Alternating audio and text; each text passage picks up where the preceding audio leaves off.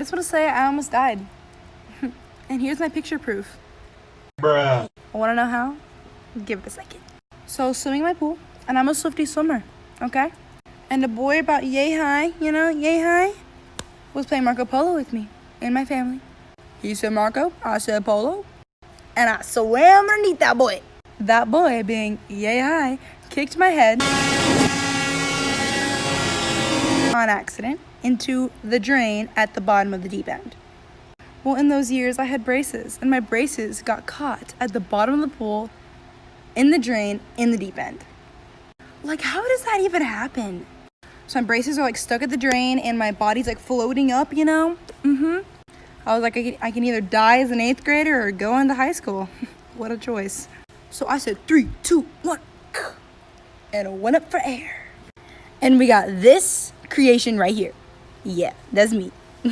Part 2 of the time I called 911 at work, and if you weren't here for part 1, here's what happened. I was at work and I went to the bathroom and a woman fell off the toilet in the stall next to me and started seizing. But it was because she OD'd and then she woke up and ran out the door. Me and my managers then had to follow her out the doors, and now here we are. The lady then gets in her car and starts to drive away very slowly and very badly. As I'm still on the phone with 911, they tell me to describe her and her car, so I told them what she was wearing and her license plate number.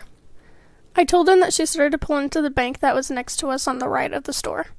Then she decided to drive to the gas station, which was across the street. As soon as I said that, I saw red and blue flashing lights pulling her over. I hung up with the person on the 911 call and went back to work. Later that night, an officer came in and I showed them the bathroom where we found a needle cap on the ground in her stall. The officer then took my statement, and ever since, I've been scared to go to the bathroom at work. This is the story on why I can't have kids. So basically about a year ago, I was with my friends and we were on our way to eat somewhere. And there was 9 of us, so we took 2 cars. Anyway, I was in one of the cars and I decided it'd be funny to take off my pants and put my dick outside the window and let it flop around in the wind. Bruh. I don't know why, I just did it anyway. So then one of my friends from the other car saw it and rolled down the window and threw a penny at me.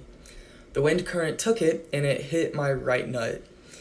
So it hurt pretty bad, and I didn't say anything to anyone, and just thinking I got racked or something, the pain would go away, and it didn't go away for a few weeks. So then I told my parents about it, and I was like, I think I need to go get this checked out. So they took me to the doctor. Turns out my right testicle popped. It was at this moment that he knew. He fucked up. And I can no longer have babies. So, future wife, I'm sorry, but looks like we're going to adopt. This is so embarrassing. I'm probably going to regret posting this, but please stick around. I promise it's funny. So I'm kind of a private person, which means that none of my friends have seen me naked before. Because of this, one of my best friends thought it would be funny to start a rumor that I don't have any nipples because no one would be able to prove her wrong because none of my friends had seen me naked. This was about 3 years ago, and it went all around school, and she thought it was hilarious, and I had nothing other to do than just say, I do have nipples, Long titty, no nipple having ass bitch. This was my sophomore year in high school, and all of my best friends were juniors, which meant they were all going to prom.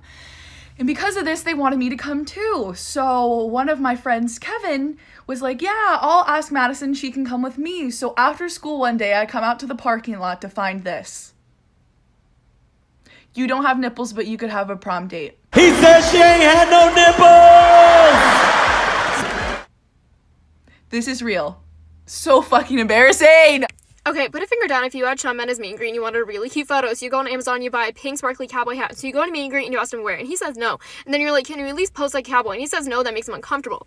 And so then you're in Q&A and someone asks him like, what's something you would never do? And he's like, I would never not do anything. And you're like, well, actually, you don't wear my cowboy hat. And you joke about it for like a whole minute.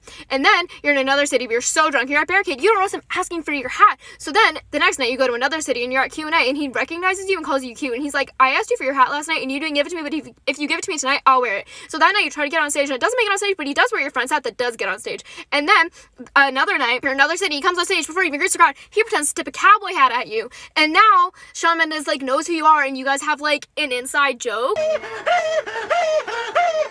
All because of like a pink cowboy hat.